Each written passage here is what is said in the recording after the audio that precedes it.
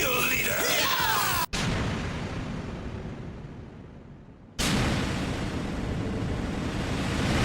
It's your boys and IMJ, we shut it down, man. A comic book look, invading your town. Keep it comics, and let the beer flow. Be so global, since our premiere show. Riverdale Studios on fire, we don't know where to park. Technology and booze, it's like we're rolling out like Tony Stark. Skylar, Tom, and John, we the bestest. Swag so villainous, so please arrest us.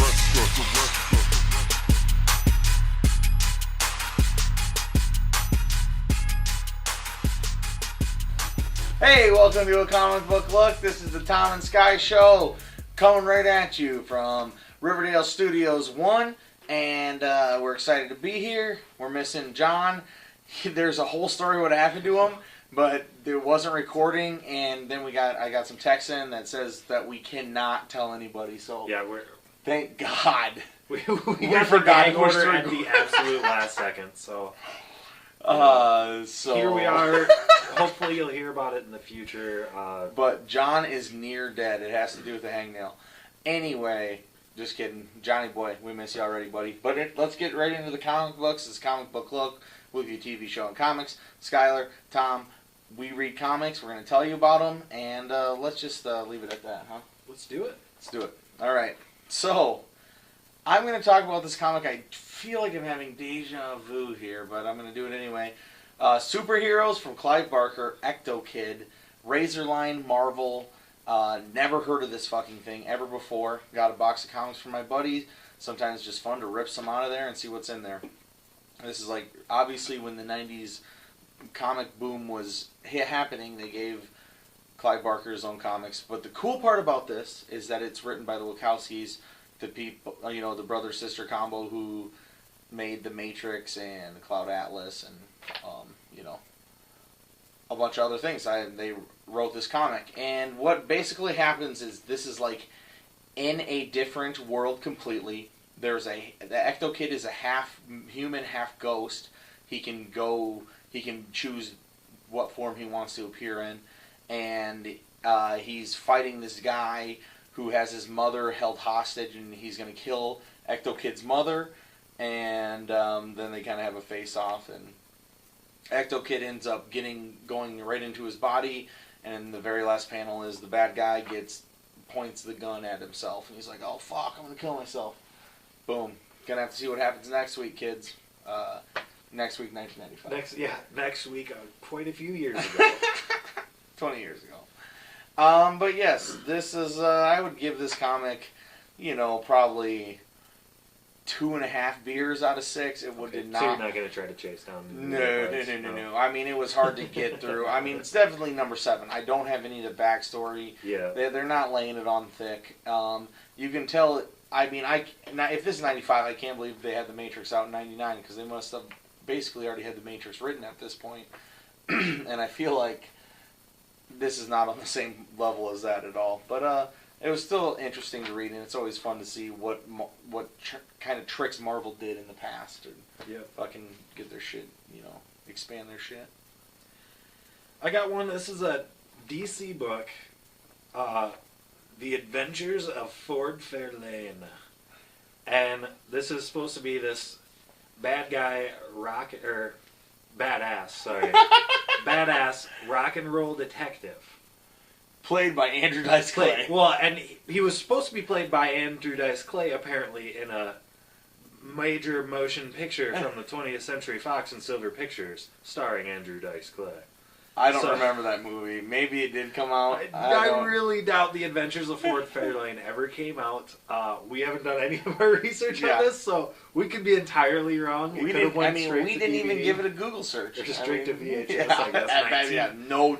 And here's the thing about this guy is, blue jeans and black leather coat. Yeah, I mean, that's Andrew. On the cover, it's Andrew Dice Clay. It's just with his slicked hair, and this is a 1990 book. Yeah. So I feel like this probably should have come out in like 85-ish. Is about where we're at, and the situation here. This summer, Die Hard. Yeah, the situation is Die Hard 2 is coming out. That's really the best part about this book is an ad for Die Hard 2. Because, well, the situation in this book, white bluesmen are being murdered. Trying to figure out why. Not black bluesmen? No black bluesmen, and so their first... Straight to racism. Well, exactly, and there are some racial undertones. Is that Ray Charles? This is not Ray Charles. His name is Blind Sonny Stevenson. He's Charles. not blind. He just saw so many blind blues musicians growing up. He thought he should have... So the Dice Clay character at one point refers to him as 2020 Sonny. And these cheesy jokes and just ridiculous situations abound throughout the book. And there's one, he hires an assistant because she's hot and he wants to get in her panties. He says it earlier. He says, literally, I'm going to get in her panties. I've got to admit, you weren't half as bad as I thought I would have expected. Yeah, you weren't half as easy as I was counting on. You know Dice Clay's just fucking banging chicks, you know. That's all he's looking for. And I feel like Dice Clay had to be partially, like, part of the writing on this comic book as well, especially because they're touting it as, like, a precursor to a movie. I don't... You know Dice Clay did not have time back in 90 to fucking rewrite some of these comics, but I'm sure... No, well, they just wrote it in his voice, you know. Well, maybe, though. Who knows? He's signing off on the... punching up, something like that. You've always got that. But it's just the ridiculous story of the rock and roll detective who at one point breaks out into song trying to serenade this girl. And he makes all these sleazy come-ons. He's trying to grab her legs in the convertible to keep her skirt from flying up and stuff. And in the end, of course, you know, he saves the day, solves the case. There's the big cliche wrap-up at the end where he explains everything. Fights the bad guy, and then there's like 4 more pages that don't hardly need to be there because it's just like eventually him, you know, still wooing the lady and taking her back. To his swanky pad. Because I'm gonna bang that broad. Clearly for sex, because they're drinking champagne. The champagne is spilling. It's very metaphorical. For his but cock. Then there's also an ad. There's also an ad in the back. The poster for the movie. It must have came out then, dude. If they have coming this summer to theaters everywhere. Yeah, dude, it definitely came out. It has a director and shit, man. That doesn't mean it came out. That means it was made. That doesn't mean it ever actually came out. Dude, it must have just obviously flopped. But this, I mean, for cheesy fun factor, I'll give it 2 beers. Yeah. But otherwise... just garbage. It's so bad. The story just is so thin. Yeah, man. The character is terrible. Well, it's not going to be even comparable to our next book, which we have Superman, number 12. This is number 12 after the John Byrne restart, so this is a John Byrne book. But we're going straight romance comics here. Look at this cover. It's just fetish love for wheelchairs for Superman. And this shit goes deep, man. Like, this wheelchair lady, Superman was going to propose to. And absolutely deeply in love with. Wow. And she finally blows him off. And he actually, the first time he meets she her, blows off Superman? Yeah. Yeah, I mean... How does she get away? That kind of... No. I thought you meant like she just like took off. Like, how do you get away?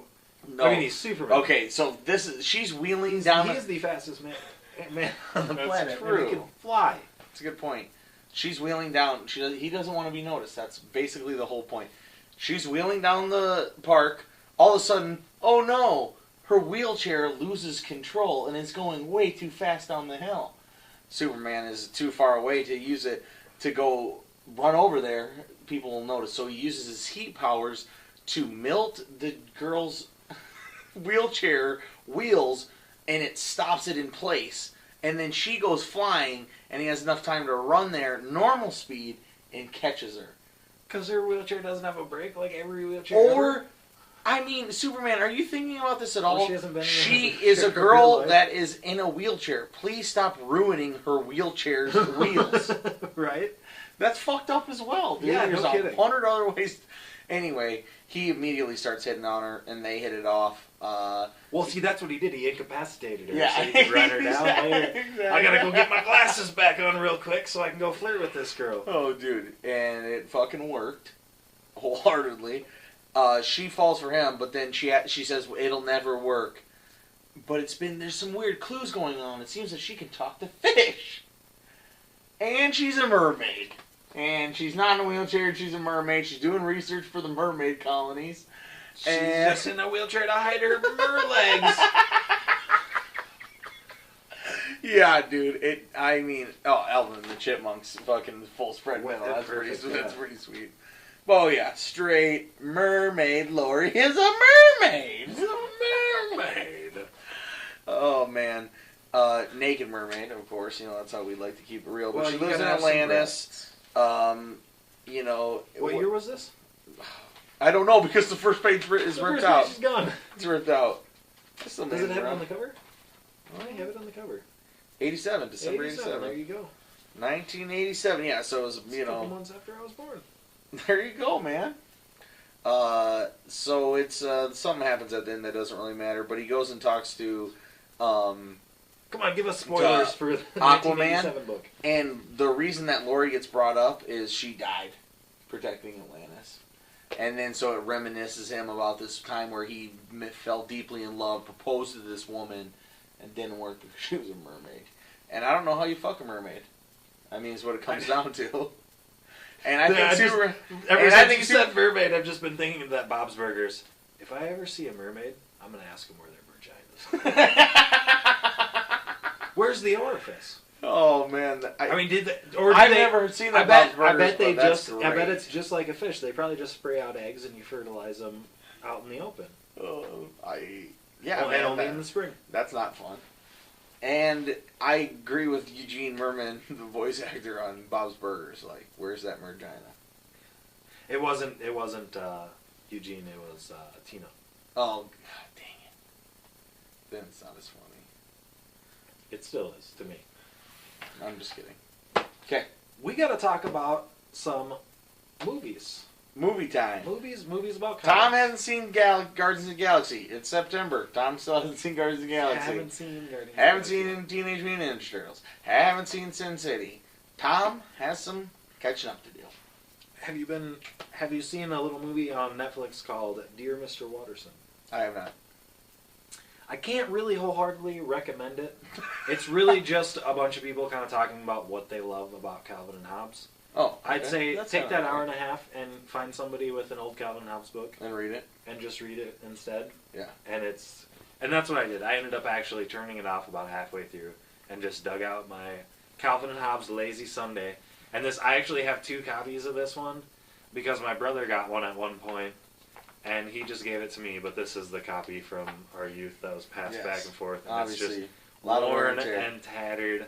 But yeah, I just wanted to do my own little Dear Mr. Watterson here and bore you with a few of my own. Hell yeah, man. I mean, just like... You're not going to bore anybody Some at all, man. of my favorite things about Calvin and Hobbes always have been... Ooh, I'm going to lose my page here.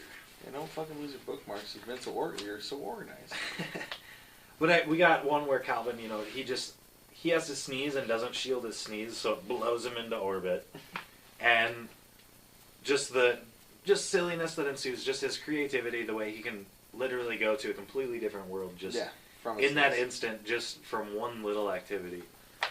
That's awesome. And then obviously, because we're South Dakotans, yep, gotta get some snow in there. We gotta have the snow, and there's this on the first page here as actually where he suits up entirely and has to run back into the bathroom, which we've all been there as kids. You get outside and start, we're going to build this snow phone. Dude, I seriously have just thought, as a kid, I was like, I'm just going to pee my pants. It's just not worth it, dude. It'll be warm for a little while. I never pulled that trigger, but dude, it is the worst. Especially because when we were growing up, we always had bibs. Full bibs, and then a jacket on top of your bibs. South Dakota -20 in the heat of the day. Yeah, and your mom's like, go outside and play. Go outside and play, please. For fuck's sake. It's winter. You've been inside for weeks. Oh, man. That's awesome. But, yeah, then just another classic. is the snowman.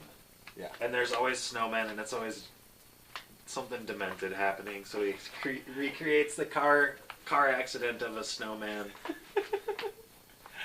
And that's great.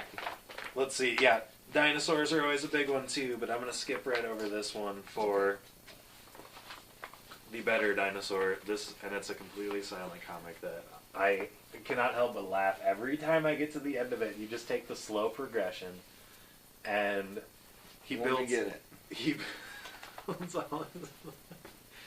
And it's just that turn on a dime where Calvin can just go to that other world, and it's just like the work is complete. Now it's time to have fun. Yeah.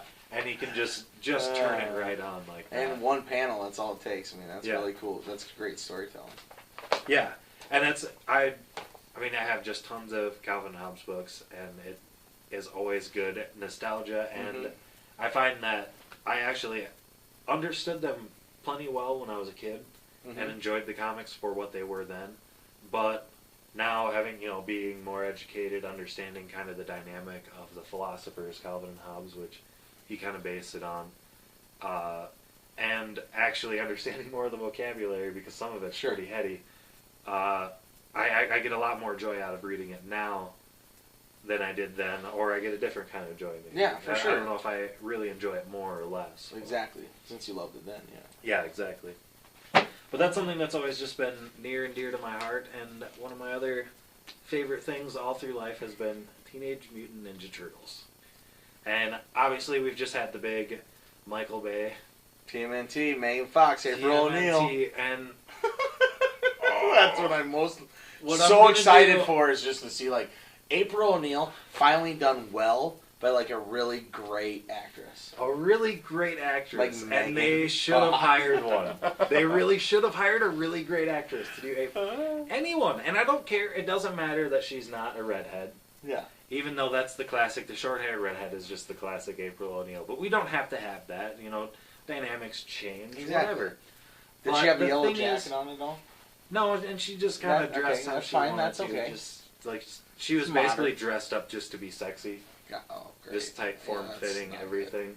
And really, Megan Fox being in the movie was just an excuse to talk about how sexy she was, and to get 13-year-old boys into the movie for more reasons than just the turtles. Oh, yeah, I mean, she is sexy.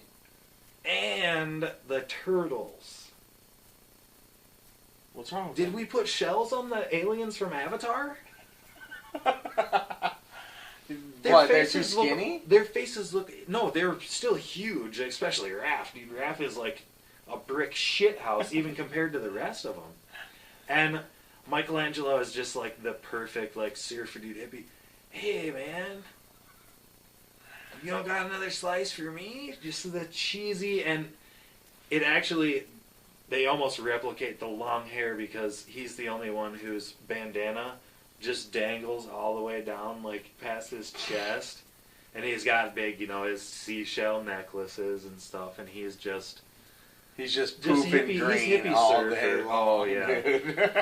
And just silly. And I went with my cousin, and that was his favorite character, even though his favorite has always been Raph. And on the way to the show, I asked him, who's your favorite turtle? Raph? You still like Raph? He's rude. Yeah, but he's cool. Dude, Raph, he says damn 6 times in the movie, one of the first ones. I mean, I always thought he was super badass too. But you can't fight lines if you put anchovies on this thing, because Michelangelo is fucking pretty dope. Yeah, Michelangelo's always been fun. And this movie was really fun. It just, Will Arnett being in it. Oh, Will Arnett's fun. in it? Will Arnett is the driver of the news van. Oh, nice. So he's driving April O'Neil around. Okay, that's pretty cool. Well, Casey I Jones don't, make an appearance? I really don't want... No, there was no Casey Okay. Jones, but there was an allusion to a sequel, so Yeah. we'll potentially see some Casey Jones eventually. The situation was, and actually there's some controversy, potentially the aliens are going to be coming from, or the turtles are going to be coming from space. Yeah, but apparently they changed and that. Oh yeah, there was a huge uproar about Yeah. that, because they were changed by mutagen. Yeah. And that's all there is to it. And they went back to that, and TGIF. it's basically this old premise of we control the poison, so we control the antidote. That's why they made the mutagen. Yep. And their plan was to release it on New York City or whatever city. I think it's New York. Oh, And then you they have think the- it's New and then York? they have the Yeah, antidote, it's New York, bro. and I haven't they- seen the movie. Yes, it's New York. It's fucking Ninja So they Turtles. can make money. And Shredder comes in. Shredder. Nice. Just Badass. Just super shredded Super up. badass. Shredder, always so badass. Shredder is introduced, tied, in like 4-point bondage, arms behind his back, ties around his legs. Guys, Can you come give in. us some more technical bondage terms, since obviously you're so familiar with them? Full bondage? Oh, okay. I'm not into Sorry. that sort of Sorry. Just full disclosure, I'm not. It's weird. Okay, let's Just the finish- mask. Okay, Anyway, let's finish this he's up. wrapped up. He Oh. busts out of all of the ropes. His arms are still behind his back. He kicks the shit out of 2 guys. One of them starts to get back up, so he breaks out of the ropes, Nice. jacks him in the face, drops him, and He's the proceeds to Shredder. tell He is the Shredder. to tell his lieutenant that her troops are too weak. No, he's a And shredder. he's the Shredder, and that's the introduction to the character. And immediately later, they give him a robo suit. Oh yeah, I think you told me about It's this. not 3 minutes later in the movie. I don't that think. it's fucking Iron Man they Shredder. just give him an Iron Man suit, except it only shoots knives because it's for kids. I mean, but still. But it's still Enough and it's with not, the suits, people. Exactly. We don't need We don't we need don't need robot G.I. Joe shoots. being RoboCop. We don't Yeah. need everybody in an Iron Man suit. I know the movie made you lots of money, But- but Yeah, I mean, Falcon is now just is from the second Captain America. Falcon is basically just in an Iron Man suit, just with a robo wings. suit. So yeah, I'd But, understand yeah. if it was like a hopefully tight-fitting is Splinter cool? enhancement suit. Splinter is awesome. Okay, there you go. Splinter gets taken hostage pretty early, which is a pretty Nice. Yeah, traditional that's storyline. you gotta go down. You got He to. always gets taken down. But he's, the old frail Splinter that, he kind of projects that persona almost. Oh yeah, and still can But- just take the shredder. out. Yeah, and he just still kicks the shit out of, 10 or 12 guys and finally actually just kind of sacrifices himself and shuts off the door to the turtles, to the rest, Nice. so they can escape with Megan Fox. I don't even want to call her April. I mean, it was so bad. Her acting was terrible, and it's just the best part of her being in the movie was they did a butt shot for 30 seconds, and it's at this You can't point I even don't call her April at this O'Neil. point I don't even want to look at your butt because I'm just so pissed at you for ruining this movie, which was awesome otherwise. It was a lot of fun otherwise. I love that they chose Megan Fox as April O'Neil. That is such a Yeah, Michael Bay move. Why would you do that? Why, we already had it in Transformers. She was the chick sidekick. Exactly. Yeah. Crazy. I need to see it. Obviously, But, I need yeah. to see Sin City. I need to see Guardians And then of the you Galaxy. get one cowabunga out of Michelangelo, and you get one half-ass cowabunga out Dude, of you Raph after they cannot survive. expect Well, the and Turtles here's- to say radical and cowabunga. It's 2014. It's not Here's 1991 but anymore. here's how they did it was Raph turns to Mike because they're just facing up against the Shredder, and who knows how this is going to turn out. Remember that thing I used to tell you not to say anymore when we were kids? Yeah.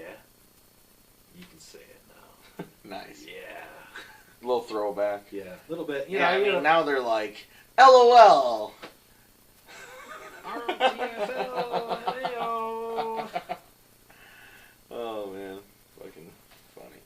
But yeah, it's weird. Gotta give it a 4 out of 6 just because they're Nice. kind of lack in some places, but it is a very fun action movie.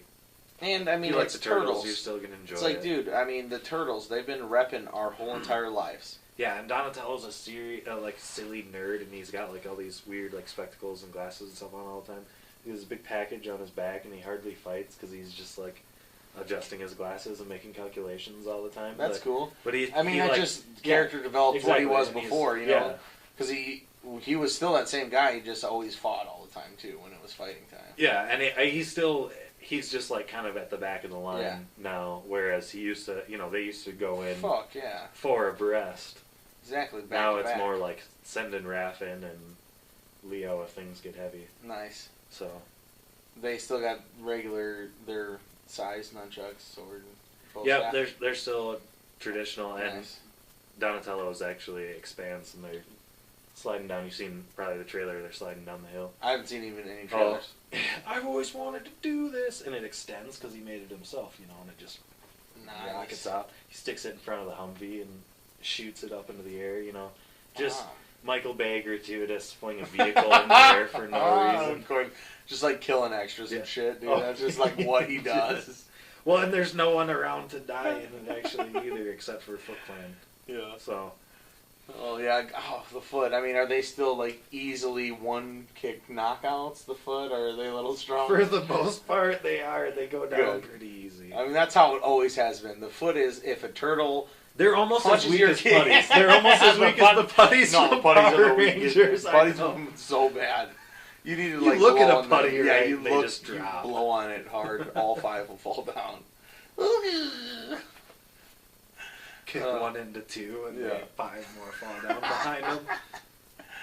Oh man, that shit is great. All right, man. Comic book look. That was it. That was our episode. Skyler? That was our episode. At this time, we usually say something that revolves around keeping things in a... Oh yeah, Comic book that's fashion. right. Well, that's what you have to do. That. But we can't. Okay. All right. Maintain comic book fashion.